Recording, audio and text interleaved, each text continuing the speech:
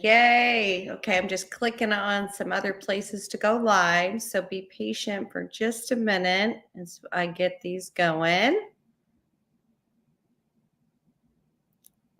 Okay, let's see. I should be live. Yay. Good. I think I'm live. If you can see me, let me know. If you're catching the replay, let me know. Today we're talking about, can lifestyle affect depression? And if so, how can it affect depression? And what are the things that will affect? I am Jen Hoyle, the Organic Wonder Woman. I'm doing a 30-day series on depression. I've suffered from depression for 30 years since the first time I had it hit me. I was 3 years old having my first, or 3 years. Oh my gosh. My son was 3 days old. And this was 30 years ago. He's almost 30. First child. I have 9 children. And that was the first time I really experienced how depression felt. I had been around my mom, who was a depressed person, my whole life. But when it hit me, it was different. And I knew. So today we're talking about lifestyle and depression. So I'm excited to get started. I'm so happy you're here. Welcome. In the comments, if you can just tell me where you're coming in from, what part of the beautiful world you're in. And I'm super excited. Every day at 10 a.m. I go live here. So jump on and join me. Okay. So stress plays a significant role in the development and of depression. And we talked about that a lot yesterday. Okay. So today we're talking about how lifestyle can add to depression. Okay. Of course, we talked about the stress triggers, the release of hormones, all of that kind of stuff. High levels of stress can lead to changes in the brain's neurotransmitters, and which of course affects serotonin, dopamine, all of those things. So, and that helps with your mood regulation. Okay. Awesome. Okay. So, oh wait, hold on. Sorry, something's going on with my. Sorry, I'm going back to my. Something's going on with my life. Sorry. Thank you for being so patient. Okay, perfect. Okay. So one of the things about lifestyle that can affect the depression is diet. And we know this, right? If we're eating a lot of things that aren't healthy for us, it's not really nourishing our bodies, and it can contribute to depression. So consuming a diet that's high in processed foods, sugars, saturated fats, lacking minerals and vitamins, and we'll go more into diet another time, but it can affect the mood regulation. Exercise also.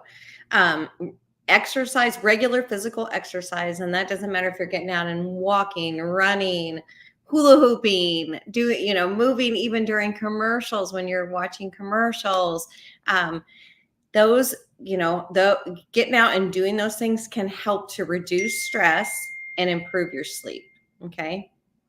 And then, but then on the other hand, if you have a sedentary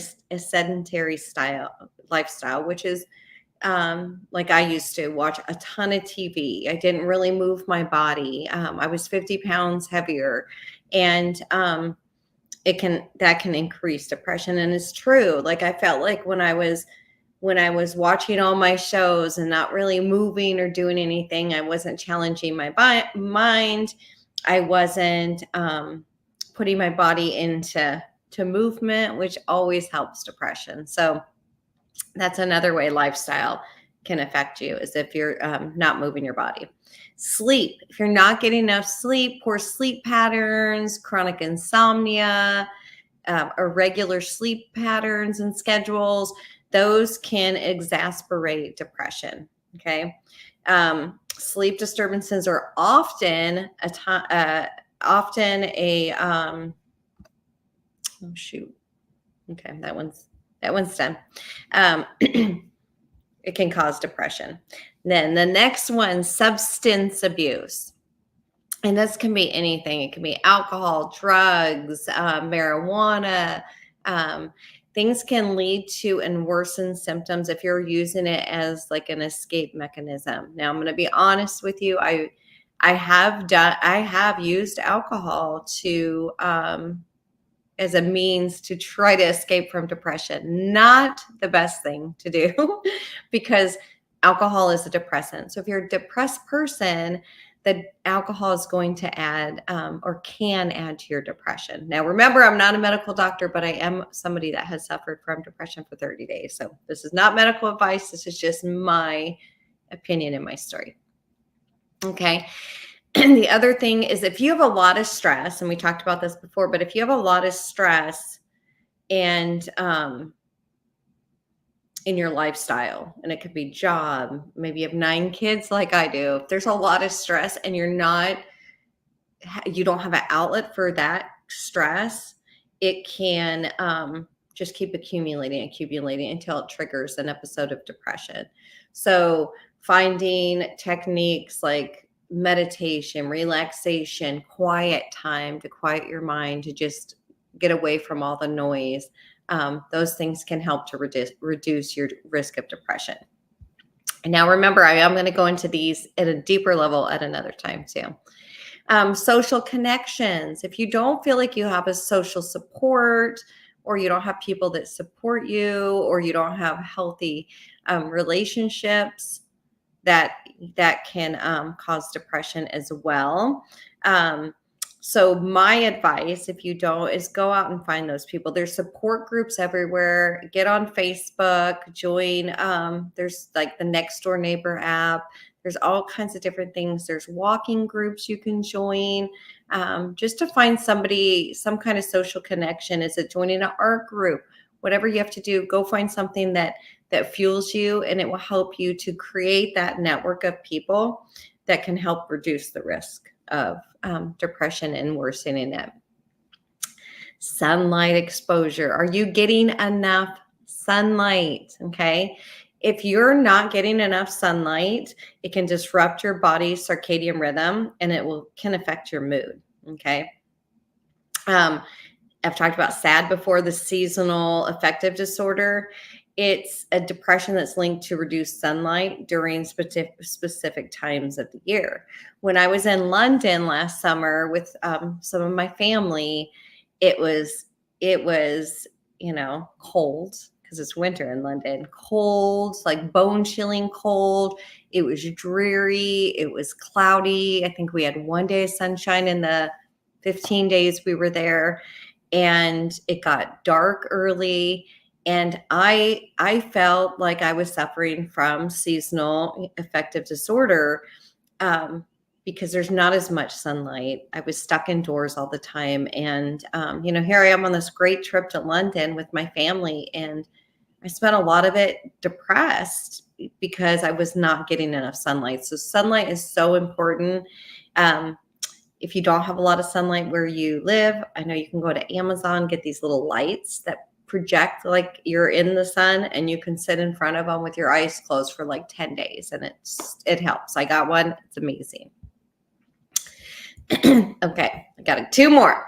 So work-life balance. If you're like so stressed out at work, right, or so stressed out at life, and you're working unhealthy work hours. I know with my husband, he used to work like 15, 16-hour days, and it was literally killing him. And he doesn't suffer from depression, but it was really affecting how exhausted he was. It was causing a lot of stress. Okay. So you have to find that balance, whatever that looks like to you, and find time for the leisure activities for your family. It's essential. And I'll tell you, it's essential for your mental health and well-being. And then lastly, and this is a biggie, is financial and economic factors. Money is one of the biggest stressors. I know growing up, my parents struggled with money, and they were always stressed out. The stress trickled down to all 5 of us kids.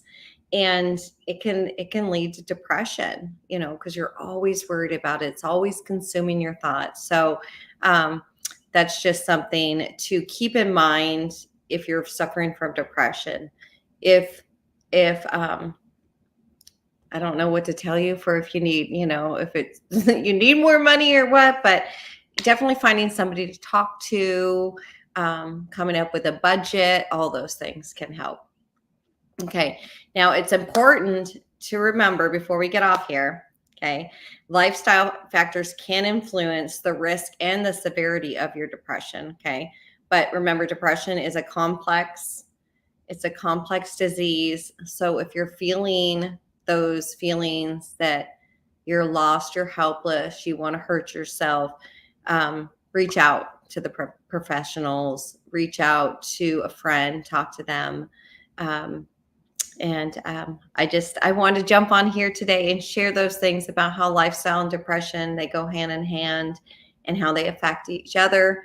But before I jump off, I just want to tell you, if you are somebody that suffers from depression, you're not alone. You are wanted and you are loved. You are loved. You are loved. So God bless. Have a fantastic day. And don't forget to let me know if you like this, if this brought value to you. And I will catch you tomorrow, 10 a.m. Eastern.